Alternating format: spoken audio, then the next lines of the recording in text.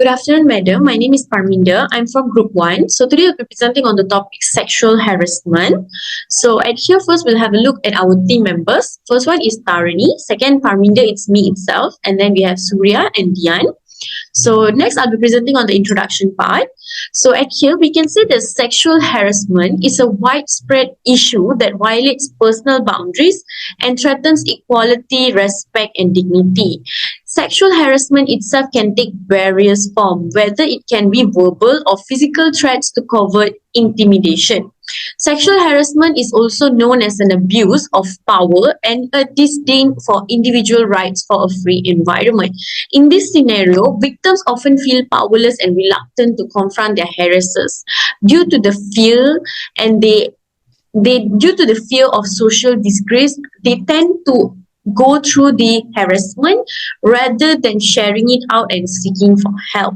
So we would suggest that organizations should continually evaluate and improve their system to ensure survivors receive necessary support, and for those who are responsible for this crime, they need to get the punishment as per their doings. So next I'll pass to my team member to present on the next part. Hi, madam. I'm Tarini Priyana Perempuan Civil Gandam. So I will be explaining about the definition. Sexual harassment is defined as unwanted sexual acts that intimidate the victim, according to the U.S. Equal Employment Opportunity Commission (EEOC). So it impacts a person's employment directly or indirectly and interferes with their job duties. Legal interpretation emphasizes the context, concern, and also the victim's working conditions. Next will be the sociological viewpoints, which highlights the power relationship in sexual harassment. So the gender-based discrimination rooted in power inequality, which is a significant aspect of sexual harassment, according to McKinnon Scholar 1979. So, understanding sexual harassment is crucial for resolving systematic power disparities and promoting a harassment-free workplace culture. So next are the causes. So firstly will be the power imbalances within professional or social hierarchies. So people in authority position can use their influence to act inappropriately, creating an environment that encourages harassment. So for example, a junior employee quietly puts up with the harassment by her manager out of the fear of losing a job. So which demonstrates power imbalances may encourage harassers and also silent victims. So next will be the stereotypes and gender-based discrimination.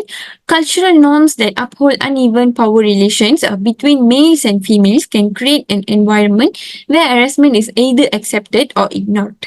So stereotypes regarding gender roles can sustain negative behaviors by justifying inappropriate behaviors as reasonable. So mostly female employees often face harassment due to the gender stereotypes. So lastly will be the organizational culture and atmosphere. So harassment thrives in environments that either ignore or accept inappropriate behavior. So a welcoming and respectful culture is more likely to discourage harassment. So organizations that promote a zero tolerance policy on harassment and foster a positive environment enable the staff members to report instances without fear of kicking out from their job. So, understanding the root causes of sexual harassment is crucial to creating comprehensive strategies to stop and deal with this problem. So, that's all from me. Now, I will pass it to the next person. Thank you. Hello, Miss Najwa. I'm Jaysura Subramaniam. So today I'm going to present about the example of cases or situation regarding sexual harassment. So basically, sexual harassment is an unwanted conduct of sexual nature having an effect of verbal, physical, or visual harassment. Basically, victims are sexually harassed at public places, in public transportation institutions, and very often at workplaces. Whoever can be a victim or perpetrators, no matter woman or man. So, sexual harassment also can occur between members of the same gender or different gender. It also can occur between the people in same status or different status. So, according to the statistic of Malaysia from the Royal Malaysia Police PDRM, a total of 300 to 500 cases are being reported all year in the past in the past 10 years. So among the cases have been lodged a complaint, I have chosen two cases that happen in our country. So first of all, the female houseman from Klang Public Hospital accused an orthopedic head of department of sexual harassment. So basically, this case was lodged by a female houseman, and basically this case was happened in 2018. A female houseman has reported that medical officer alleged sexual attacks on her home under his supervision. The specialist had reportedly targeted young female officers who are vulnerable since he possessed the authority to fail their housemanship.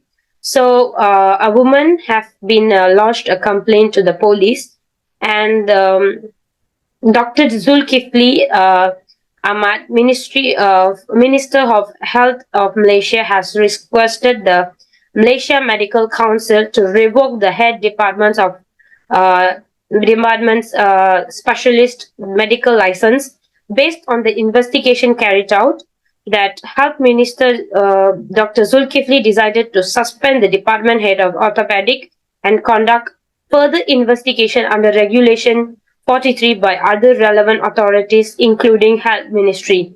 He also gave assurance to rectify the situation, to remedial measures on the issues, and assurity to there will be no transfer among the house officers, and every case will be treated with utmost justice and fairness.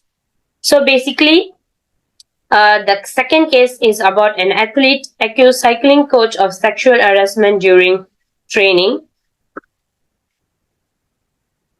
So in 2023 March, an athlete has lodged a police report against a coach over sexual harassment during training for Cambodia's SEA Games. So the Malaysian National Cycling Federation has suspended the coach from training, making a further preparation. During the investigation, the coach resigned his job, but the Youth Sports Minister Hannah Yeoh said investigation would continue despite the coach's resignation. Moreover, Melissa Ahed, the Safe Sport Court safeguarding officer, has dispatched by National Sports Council to investigate and monitor the condition of the athlete. So there were two investigations were conducted during the time. One with the police, as it's a criminal offense, and one is in between the internal investigation under the National Council. So the Youth and Sports Minister Hannah Yeoh also said that will ensure that athletes can continue their training safely, and this is their priority. And then they also want that including athletes or coaches to be safe and behave respectively to others. So basically, this is what happened in Malaysia.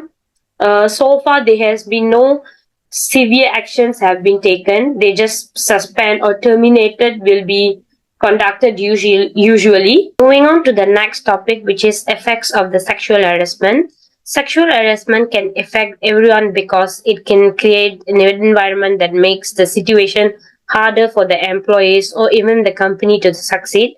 The possible effects of sexual harassment in the workplace, including psychological effects, physical health effects, professional and financial problems, and also low company productivity. So first of all, psychological effects is one of the most prevalent mental health outcomes of sexual harassment is post-traumatic stress disorder, which can affect the mental health of the victim. Victim can experience memories, flashback of the event, nightmares, or emotional distress about the traumatic event. So it can lead the victim to experience the anxiety or depression or diminished sense of self-worth or struggle with the self-blame and also struggle to overcome the situation. So moving on to the next topic is physical health effects. The connection of psychological and physical health is undeniable. So the victim who are experiencing anxiety and depression, it can lead to some physical health effects such as high blood pressure, cardiovascular problem to the victim. So, and moving on to the next, professional and financial effect. So basically, a victim who experiencing a sexual harassment, they in their workplace, and havoc can be created in their job performance and career trajectory. A leading field can cause people to leave their job or disengage with their co-workers. Usually, the victims can be distracted with their own thoughts. Absenteeism will be increased and negligence in their duty. And if a person who has reported this to the organization, they might face unpaid, loss of salary and wages, financial problems, and labeled as troublemakers to the organization. And finally, low company productivity. If a person or victim has been affected by sexual harassment, not only individual but the company also face the consequence of the sexual harassment. If a company has been tagged as an happen to be a sexual harassment workplace, it will be infected with the discrimination and low productivity will be happen in the organization. People will be more likely to quit their job, and high employee turnover will be increased, and the cost of hiring and training costs will be increased. It will be a toxic environment to everybody in the organization. So basically, to overcome all these effects, we have some uh, measures to be taken and to solve this problem. And that's all from my side. Thank you. Assalamualaikum and good morning to Ms. Najwa. My name is Nur Shazira Ardiani Biti Samsul, and I'm going to present the ways to prevent sexual harassment. First of all, we need to an organization need to establish a special committee of investigators to handle any sexual harassment case, which include individuals who had training in counseling, since sexual harassment issue often tangled the victim's mental condition, and it requires counseling session for them to be able to collect information and ensure the well-beingness of the victims. And the committee should be made up of both men and women. Hence, the investigation will be done without any bias towards any gender. And in relation to this, every employer should develop a complaint system and ensure that all employees are made aware of the process. Second of all, an organization are held accountable for establishing anti-sexual harassment policies, and it must adhere to the government framework and regulation. Raise awareness within the organizations, and the employer needs to ensure that these policies are enforced.